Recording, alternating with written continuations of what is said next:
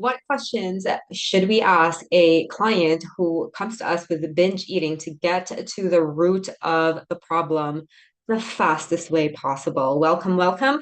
Today, I'm going to talk about the type of questions you want to ask your clients in order for them to get to the root of a binge eating problem. And really, when you look at the big picture, this can be for any presenting problem. And so let's get straight into this. One of the things that you want to really be aware of is when we're communicating, right? Because the approach that I use, hypnotic questioning, is conversational in nature. We want to get into the simplistic foundations of what a conversation has, right? An effective conversation.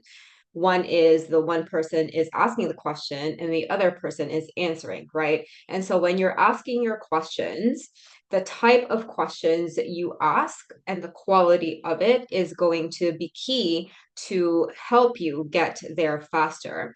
And all of our conversation is always both conscious and unconscious, right? We know this.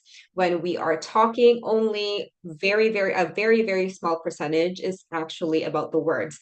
Our spoken language evolved longer, right? Music and singing and dance evolved earlier than our actual spoken language. And so there's a lot of juicy detail with regards to the unconscious expressions and unconscious communication that we have. And so that is what you want to focus on. That is what you want to notice. And like with everything, this is a fucking skill set. Okay. This is a skill set that we get to cultivate. And unfortunately, this is not taught traditionally. In traditional trainings, you're not really taught the unconscious stuff, right? Like you're just taught to have the scripts and have the questions in mind. And I will argue that those things are only a small piece of the puzzle. The biggest thing is knowing what to look for. And so, what you want to notice to get to the root of the problem faster is the unconscious information, right? Clients come to us because they're stuck in a problem. A client with binge eating has something unconsciously that is stopping them from letting go of the binge eating, right? And so that is what we want to explore. And because that answer at that present moment in time for that client is still unconscious, what do we get to do? We get to ask them questions to explore it. And how we get to unconscious roots faster is to ask questions that elicit unconscious information, right? And so this is what I want to ask you and make this more useful for you for active learning.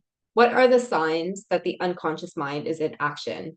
Comment them below. What are the signs of the unconscious mind in action? What are the things that in communication that we're doing unconsciously that is more important than the words themselves? Comment it below. And of course, I will give you one thing to look out for with your clients in order to help them. And so what you've probably learned is something like emotions, right? Emotions are unconscious, driven unconsciously, right? It is driven by our nervous system, whatever it detects, our stress levels, our tolerance bucket, etc. And obviously our emotional intelligence as well. But when someone comes to you and they are binge eating, there's some clients are going to have really strong emotions attached to that, especially if your client came to you with emotional eating problems that cause them to binge eat.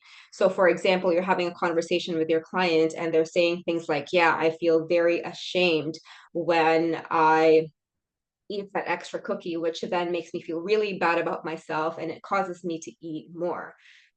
Your line of questioning then would need to be in that feeling of guilt and needing to eat more to for whatever reason maybe soothe that feeling of guilt, right? So that those are the types of questions that you want to ask. And you're probably wondering, Fritz, just give me the damn question to ask. Truth of the matter is, if I give that to you, I will just be one of those trainers who will give you scripts. That's not the point, right? The point is to listen to your client. What is another principle that is very important in communication? Listening, especially you as a practitioner. And you're probably already thinking, yes, Fritz, I already listen. Again, listening is a skill set. A lot of the times when hypnotherapists come to the hypnotic questioning training, they really, really need to flex this muscle because they were just taught to talk at the client, right? To talk at the client. There's different. Listening to a client is very, very different.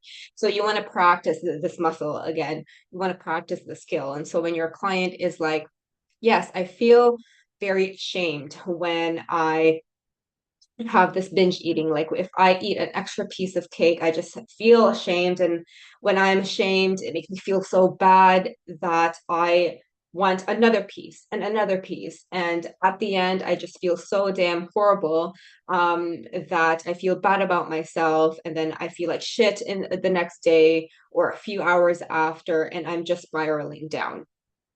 When your client says things like that, you really want to listen as to how they are as well. Like, what is their body language like? What are the words that they are repeating over and over and over again? Like, for example, they said shame as well. Shame is an emotion, but if it's being repeated over and over and over in one sentence, that is key that you need to fucking listen, right? And you need to be questioning that.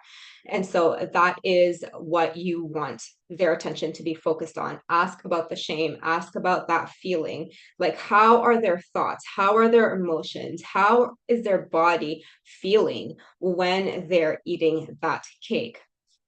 Because if you ask questions about that, what will that do? It will help them gain insight as to what that behavior is. And once they get that insight, what happens, what was unconscious become conscious, that is a breakthrough. That is what's going to change their life rather than you at the beginning asking, okay, what would you rather feel instead of the shame, right? Like, that's nice and stuff. Like, sure, that's nice. But that's not going to help a client get to the real underlying reasons as to why they grab that extra piece of cake to begin with, right? And so for you, how are you right now going to make this work? What is one thing that you have learned in this video, and how are you going to apply it to your next session moving forward? Even better, how are you going to apply this in your next conversation moving forward, and just practicing that listening muscle and starting to determine what information is conscious versus unconscious. This is very important, and this is where our hypnotic questioning trainings are really geared towards. 80% of the training is about setting up that filtration system, because it is a skill set after all that you can always get better at today, a year from now, 5 years from now. And so you can start that process today. How are you going to exercise that muscle of determining what your clients are telling, if what your client is telling you is conscious versus unconscious? You can start with the emotions, right? What type of questions would you ask your clients? Comment that below.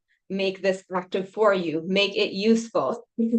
How we learn is through active consumption. How we take advantage of neuroplasticity, our brain's ability to change, is if we are active. So do the thing, take the action. This is a short training to really help you. Comment below what questions you would ask and how you would proceed moving forward. Let's talk about it, and I'll see you next.